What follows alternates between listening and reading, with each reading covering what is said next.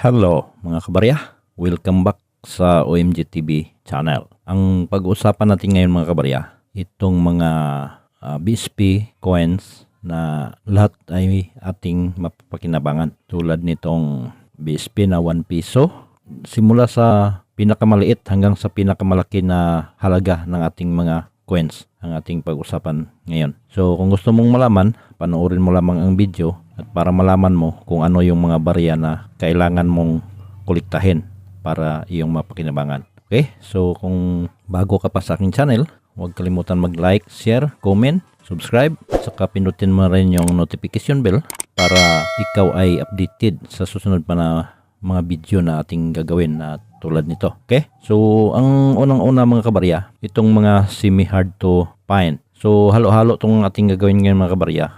Ipaalam ko sa inyo yung mga semi-hard to find, rare, at saka hard to find para malaman nyo kung ano talaga yung mga barya na kailangan mong kolektahin para iyong mapakinabangan. So ang pag-usapan natin ngayon, ito yung mga barya na ito lang ang may mga halaga na pwede mong mabinta at pwede mo ring kolektahin para sa mga koleksyon mo na may malaking halaga.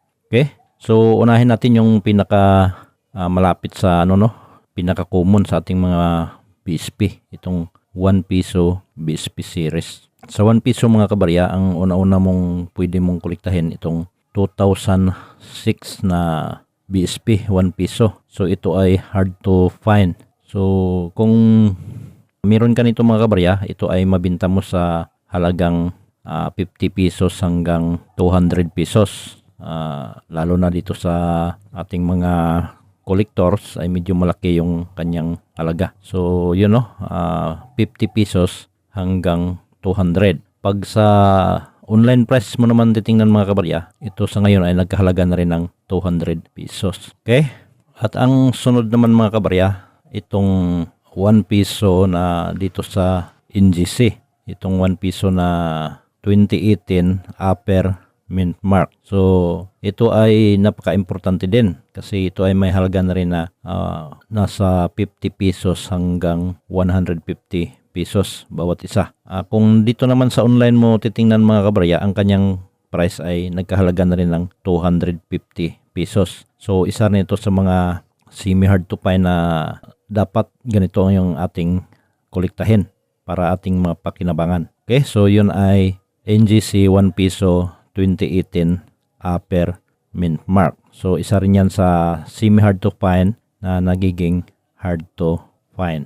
Okay, mula sa 1 piso mga kabarya, baba muna tayo dito sa NGC na 1 centimo. So itong NGC na 1 centimo mga kabarya ay ito yung 2017 na 1 centimo. So mahirap hagilapin mga kabarya itong 2017. Ito ay isang semi-hard to find din na NGC. So ito sa ngayon ay sa mga kolektor nito 20 pesos hanggang 100 yung kanyang halaga.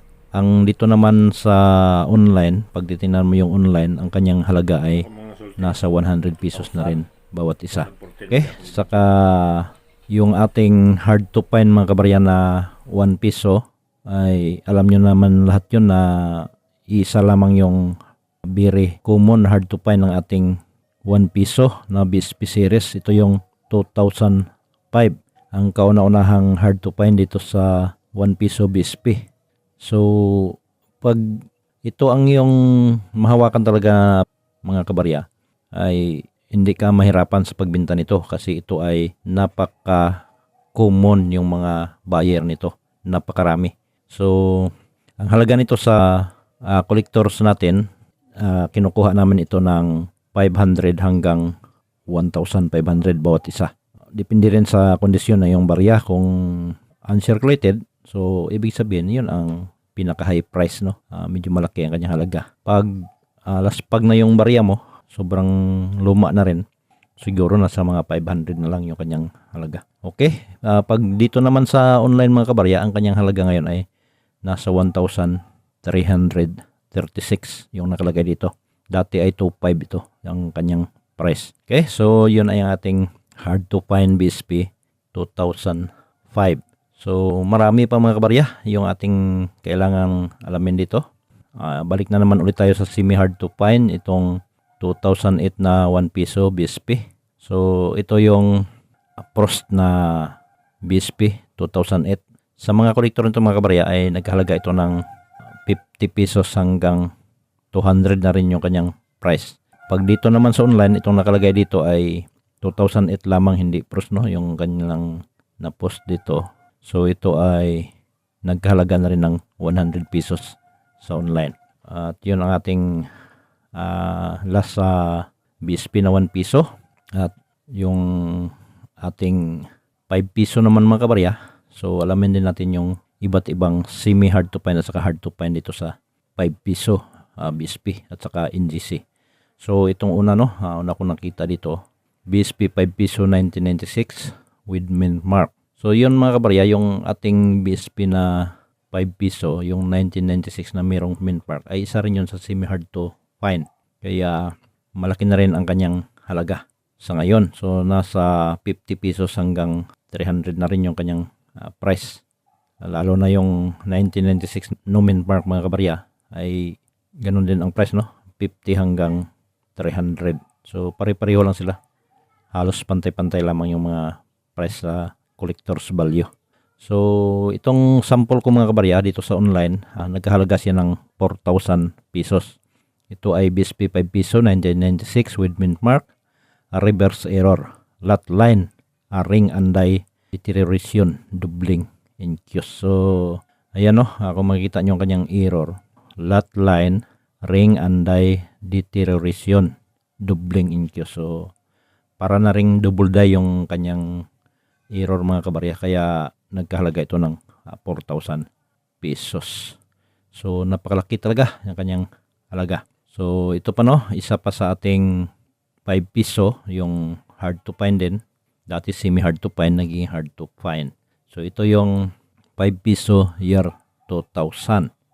So ang 5 piso year 2000 natin mga kabarya ay napakahirap talaga hanapin sa ngayon. Kasi medyo lumaki na rin yung kanyang halaga. So dati ito ay nagkahalaga lang ito ng 50 hanggang 100. Ngayon mga kabarya, ang halaga nito ay 100 pataas na dito sa ating collector's price. So mahal na yung 5 piso BSP year 2000. So itong sample ko dito ay semi hard to find 5 piso year 2000, 250 na rin yung kanyang price online. Okay? So medyo lumaki na rin mga kabarya yung price ng ating 5 piso BSP. So mula sa 5 piso BSP mga kabarya, nakita ko rin itong 25 centimo na BSP. So ito ay 2005. Isa rin ito sa semi hard to find dito sa 25 centimo. So sa collector's value nito mga kabarya ay nagkahalaga ito ng 20 pesos pataas. So hanggang 100 yung kanyang price. Ngunit dito sa price niya dito mga kabarya sa online ay napakalaki. 310 pesos yung kanyang price. Ito ay 25 centimo BSP. Coin series year 2005 semi hard to find circulated. So yan, no, napakalaki na kanyang halaga.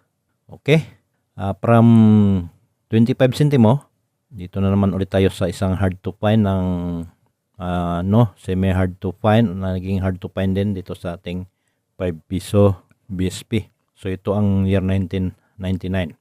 Ang price nito mga kabarya sa collectors natin 50 hanggang 150 pesos. Ang ditong sample ko naman ay galing online, 125, dati 250. Ito ay online price. So 5 piso coin year 1999 hard to find with pre-capsule. So yan ang nakalagay, no.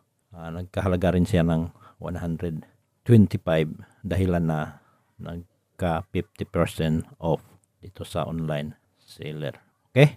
So ang sunod naman is itong ating 10 piso. So yung 10 piso natin na BSP mga kabarya ay isa rin sa napakaraming hard to find at saka semi hard to find na kailangan mo talagang malaman para yung mapakinabangan. So sa ngayon, isa itong year 2000 ang kauna-unahang 10 piso na ginawa dito sa 10 piso coin. So ito dati ay nagkahalaga ng 1,200 pesos. So ngayon, medyo may sale. So ito ay nagiging 749 lamang dito sa online. Ngunit sa collector's price natin mga kabarya ay naghahalaga na rin ito ng 100 pesos hanggang 500 pesos bawat isa. Okay, next naman ay year 2014. Ang year 2014 na 10 peso ay isa rin ito sa hard to find kasi sa napakababa ng kanyang mintage. Ang price nagmula sa 100 pesos pataas. So aabot na rin ito sa 500 yung kanyang collector's price. So dito sa online, dati 600 nagiging 218 na lamang sa ngayon. So medyo bumaba dito sa online ang kanyang price. So yan ay hard to find 10 peso 2014. At from 2014 mga kabarya, ang isa pa 10 peso din itong 2016. So halos pantay-pantay lang sila mga kabarya nitong ating 2014. Ang halaga niya is 100 to 500 sa collector's price. Sa online naman, nagkahalaga siya dito ng 200 pesos bawat isa. Okay? So, ang pinakamahal mga kabarya na hard to find sa ating mga 10 peso ay ang 2007 at saka 2009. So, yun ang pinakamahal at nagkahalaga na rin yun ng 1,005 to 4,000 bawat isa.